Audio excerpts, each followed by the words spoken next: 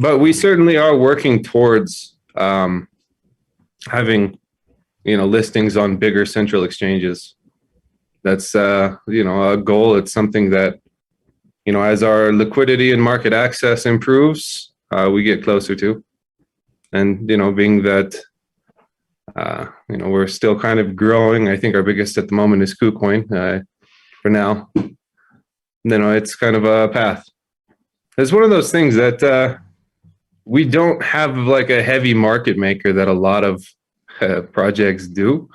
And a big part of that is because the Ergo Foundation itself didn't take a huge share of the token rewards, right? If the Ergo Foundation had like 20% of the emissions, why not put, 5%, 7%, whatever of the actual, treasury into market making, and then, we could have bigger volume, and that, people love that. But we kind of chose a different path that's a little bit more organic, which is painful. I don't know if Bitcoin could launch today in the market that exists and even be successful. What do you think about that, Alex? Yeah, so it's not so painful these days, actually. So yeah, it was very painful in early months, right, when Ergo was about 20 cents, right, and so yeah, it was hard to survive, but somehow,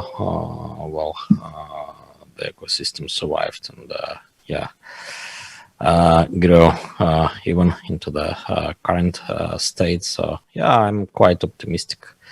And, yeah, me too. Yeah, so with grabbing significant portion of emission.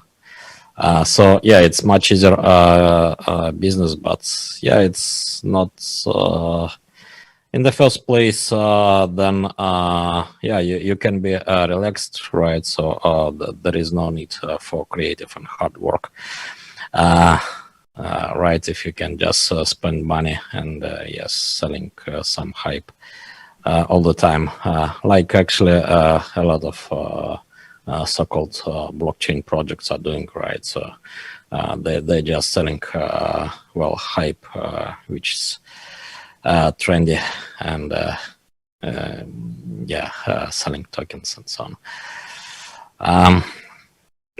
I think right. The path that's fair is ultimately the best. It's painful at first, especially when it's not something that's popular to talk about, but the industry did kind of grow around a single point, which was Bitcoin. So you do have, I would say you could probably, you probably have 20 people in this industry that control, access to, huge aspects of markets and or marketing. And I think that's just kind of the fact that it grew around a single point.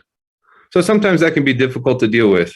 And, nowadays we do have a lot of money, funds, VCs, that kind of thing coming in that oftentimes do, let's say, get that seed round or private round money. And it's changed a bit, but I think that having fair launch and fair access over time is much more preferable.